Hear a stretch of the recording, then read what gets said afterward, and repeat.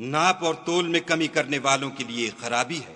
جو لوگوں سے ناپ کر لیں تو پورا لیں، اور جب ان کو ناپ کر یا تول کر دیں تو کم دیں۔ کیا یہ لوگ نہیں جانتے کہ اٹھائے بھی جائیں گے، یعنی ایک بڑے سخت دن میں، جس دن تمام لوگ رب العالمین کے سامنے کھڑے ہوں گے۔ سن رکھو کہ بدکاروں کے اعمال سجین میں ہیں، اور تم کیا جانتے ہو کہ سجین کیا چیز ہے؟ ایک دفتر ہے لکھا ہوا۔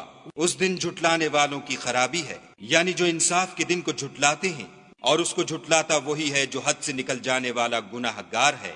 جب اس کو ہماری آیتیں سنائی جاتی ہیں تو کہتا ہے یہ تو اگلے لوگوں کے افسانے ہیں۔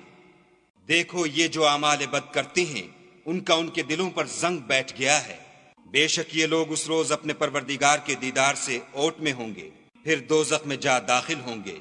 پھر ان سے کہا جائے گا یہ وہی چیز ہے جس کو تم جھٹلاتے تھے۔ یہ بھی سن رکھو کہ نیکوکاروں کے اعمال علیین میں ہیں، اور تم کو کیا معلوم کہ علیین کیا چیز ہے؟ ایک دفتر ہے لکھا ہوا جس کے پاس مقرب فرشتے حاضر رہتے ہیں۔ بے شک نیک لوگ چین میں ہوں گے، تختوں پر بیٹھے ہوئے نظارے کریں گے۔ تم ان کے چہروں ہی سے راحت کی تازگی معلوم کر لوگے۔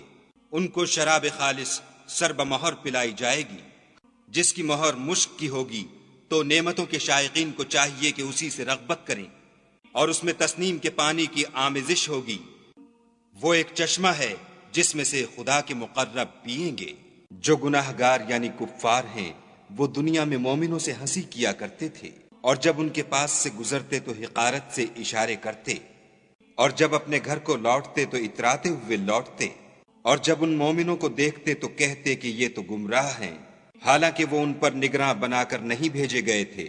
تو آج مومن کافروں سے ہنسی کریں گے، اور تختوں پر بیٹھے ہوئے ان کا حال دیکھ رہے ہوں گے، تو کافروں کو ان کے عملوں کا پورا پورا بدلہ مل گیا۔